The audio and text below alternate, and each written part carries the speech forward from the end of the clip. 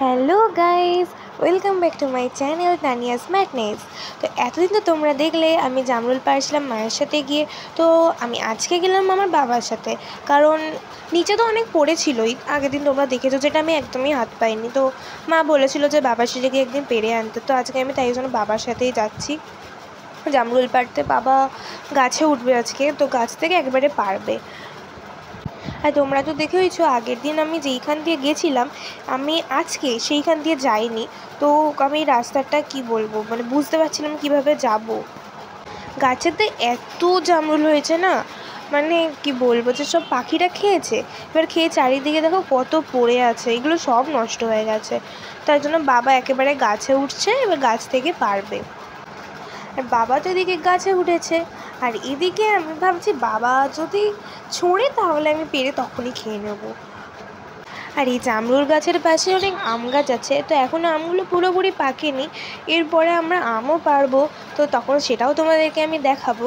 আপাতত এখন জামরুল পাড়াটাই দেখো। আর এত জামরুল পেড়ে আমরা কি করি সেটা তোমরা হয়তো ভাবছো। আসলে এত জামরুল আমরা নিজেরা খাই না, সবাইকে দিয়ে দিই। মানে আমরা নিজেরাও খাই, আবার অনেককে দিয়েও দিই। জাস্ট দেখো কত জামরুল, মানে একটা ডালে কত জামরুল। মানে বাবা এত জামরুল মানে পারছে, আমি কি বলবো। আমার নিজের ইচ্ছা করেছিল যে আমি যদি গাছে উঠে একটু পেরে নিতাম, কিন্তু না, আমার অত সাহস নেই। আর এত মশা বাগানে, এত মশা, আমি জাস্ট পাগল হয়ে যাচ্ছিলাম মশার কামড় খেতে খেতে। দেখো বাবা অনেকটা উপরে উঠেছে। বাবা তো গাছে উঠেছে ঠিকই, কিন্তু এখানে আমার ভয় লাগছিল। আর এখানে কি জানি, আমি এতদিন বাড়ির আয়নাতে দেখতে পাইনি, আমার কপালে একটা ব্রণ হয়েছিল। তো হঠাৎ করে আমি ক্যামেরা নিয়ে ঘোরাতে ঘোরাতে এখন ভুলে গেছি যে আমি ভিডিও করছি।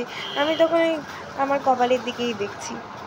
একদিকে তো আমার খুব ভালো লাগছে যে বাবা এত জামরুল পারছে, আর তার উপরে মশা যা, আমি ভাবছি কখন বাড়ি যাব, কখন বাড়ি যাব। আর এই গাছটার জামরুল এত বড় না, কি বলবো, বিশাল বড়, আর তেমনই সুন্দর মিষ্টি খেতে। আর এই জামরুলগুলো হচ্ছে সবুজ রঙের, আর একটা যে লাল রঙের জামরুল পাওয়া যায়, আমার ইচ্ছা আছে ওই গাছটা বসাবো আমি, আমার খুব ভালো লাগে। তো গাইস, তোমাদের কেমন লাগলো আমাকে জানিও। আর এই দেখো আমি কিছু আমও কুড়িয়েছিলাম, আসার সময় দেখলাম কিছু আম পড়ে আছে। আর এই দেখো জামরুলগুলো যেমন বড় তেমন সুন্দর, একটু নষ্ট হয়নি। আর তোমরা যদি এরকম একটা ভিডিও দেখতে চাও তাহলে প্লিজ আমার চ্যানেলটাকে সাবস্ক্রাইব করে দাও।